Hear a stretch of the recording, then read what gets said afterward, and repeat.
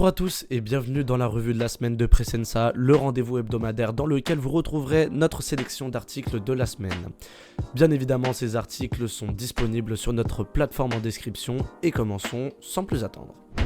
Dans les parutions de lundi, on retrouve une belle initiative dans les montagnes arides d'Aït Bamran, au sud du Maroc, où d'immenses filets installés à flanc de montagne captent l'humidité du brouillard venant de l'océan Atlantique et la transforment en eau potable. Mais alors, comment ça marche ? Eh bien, le système vient collecter les fines gouttelettes présentes dans le brouillard avant d'être distribuées aux habitations voisines grâce à des pompes solaires.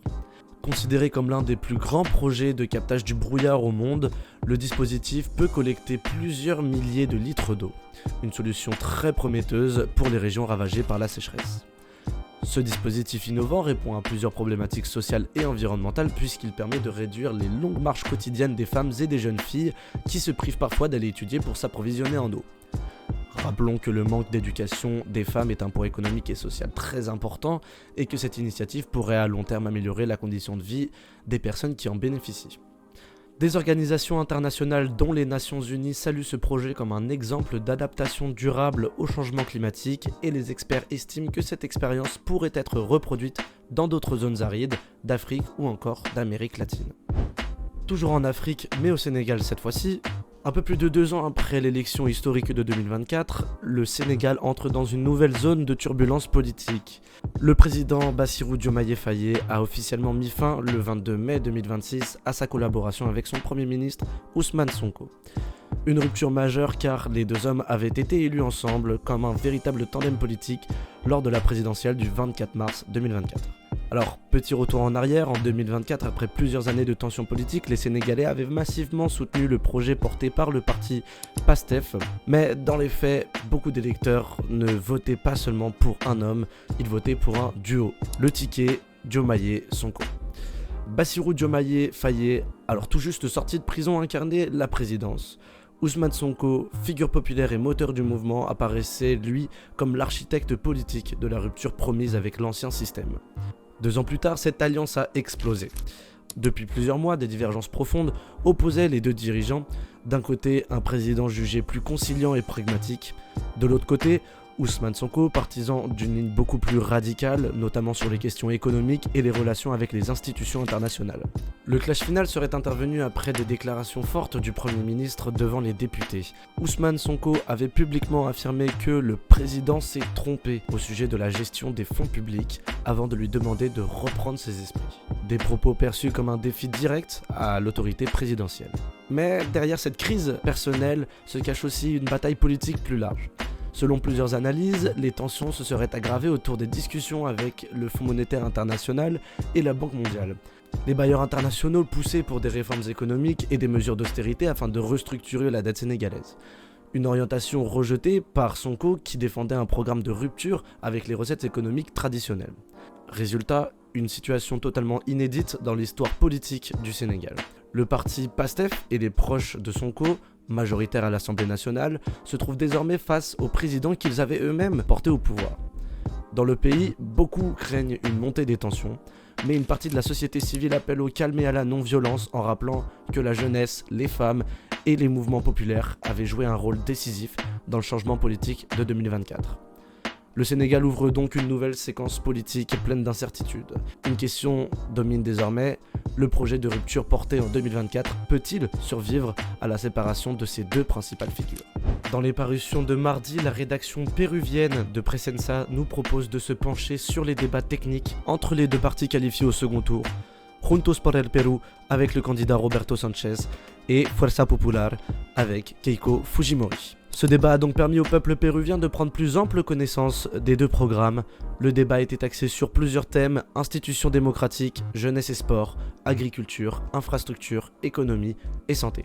Les deux partis en ont aussi profité pour régler leurs comptes quant aux responsables de la crise actuelle que traverse le pays. Fuerza Popular accuse son homologue de semer le désordre, tandis que le parti de Roberto Sanchez accuse le pouvoir en place depuis une dizaine d'années d'être responsable de la crise que traverse aujourd'hui le pays. Évidemment, les propositions de chaque parti sont à retrouver dans l'article disponible en description. N'hésitez pas à y jeter un coup d'œil, ça vaut le coup. Quoi qu'il en soit, le prochain débat présidentiel se tiendra ce dimanche 31 mars à 20h sur plusieurs des revendications fondamentales du peuple, c'est-à-dire le rétablissement de l'état de droit, la séparation des pouvoirs, l'abrogation de plusieurs lois dont les lois pro-criminalité pour la sécurité citoyenne, ou encore les lois de protection de l'environnement dont les lois anti-foresterie, mais aussi l'éducation inclusive et d'autres encore. Mercredi, la rédaction madrilène publie le manifeste Une autre paix possible, un manifeste pour la paix, la démilitarisation et la désobéissance. La société civile est appelée à transformer l'aspiration à la paix en une force politique capable de faire face au discours de militarisation et de paix armée soutenu par les institutions internationales et nos gouvernements. Le manifeste soutient l'idée que sécurité et dépenses militaires ne sont pas corrélées, que se préparer à la guerre ne nous prépare pas à la paix et que se concentrer sur l'accumulation de l'armement, quel qu'il soit, ne nous rend ni plus libres ni plus en sécurité. Le manifeste souligne que les logiques capitalistes sont responsables de cette violence structurelle, notamment au travers de mécanismes d'exploitation des travailleurs, de destruction de l'environnement, d'inégalités raciales et de violences patriarcales. Il soutient aussi que ces dépenses militaires, notamment en Espagne, sont des dépenses en moins dans des secteurs qui pourtant en nécessitent plus, comme la santé ou la transition écologique. Car en effet, une autre paix est possible, celle qui remplace le militarisme par une coopération non violente, au service de causes plus justes comme la justice économique, les droits sociaux, la lutte environnementale, la lutte contre le patriarcat, la coopération, la lutte contre le racisme, l'anticolonialisme, la protection des biens communs, et j'en passe. Le manifeste prévoit toute une stratégie et tout un répertoire d'actions pour que nos luttes quotidiennes soient entendues et pour qu'on puisse enfin basculer vers un monde dénué de violence et non pas un monde où elles progressent encore plus. Toutes les personnes qui partagent ces idées sont invitées à diffuser ce manifeste, mais aussi à le signer. Tous les liens se trouvent évidemment en description. Jeudi, Bijou Chalade écrit un article sur une révolution silencieuse qui se déroule depuis maintenant plus de 30 ans en Inde, à Mumbai. Une révolution discrète se construit alors loin des projecteurs, puisque dans plusieurs quartiers populaires du nord de la ville, des habitants ont créé des centres humanistes pour lutter contre un mal devenu universel, l'isolement urbain. Tout commence en 1992 avec un simple journal local qui s'appelle Humaniste. C'était alors une newsletter modeste qui se vendait à 500 exemplaires à l'époque, mais qui aujourd'hui en fait plus de 10 000 et qui réussit à se financer grâce à de la publicité locale. Et très vite, l'initiative dépasse l'information de quartier. Les habitants s'organisent pour améliorer concrètement leur quotidien, transport, sécurité des piétons, infrastructures dégradées et d'autres encore. Le mouvement repose sur une logique profondément décentralisée, pas de structure lourde, pas de hiérarchie centralisée, mais des groupes locaux autonomes qui agissent directement selon les besoins de leur quartier. Peu à peu, ces centres développent aussi des actions sociales, soutien scolaire gratuit, microcrédit sans intérêt, entraide locale, et leur idée est simple, faire face à une ville devenue impersonnelle, recréer du lien humain à l'échelle du voisinage. Et cette initiative a porté ses fruits comme en 2022 où le collectif a réussi à faire pression auprès du gouvernement local pour la suspension d'une taxe non agricole grâce à une vaste campagne de signatures. La preuve qu'un changement durable peut naître d'initiatives locales, collectives et décentralisées. On fait un détour rapidement par New York où le maire Zoran Mamdani a annoncé qu'il ne participerait pas à l'Israel Day Parade, le défilé annuel qui se déroule le long de la 5e avenue. Selon les organisateurs, il s'agit du plus grand rassemblement au monde en faveur d'Israël. Cette année, le thème de l'événement prévu le dimanche 31 mai est « Fier américain, fier sioniste ». Voilà.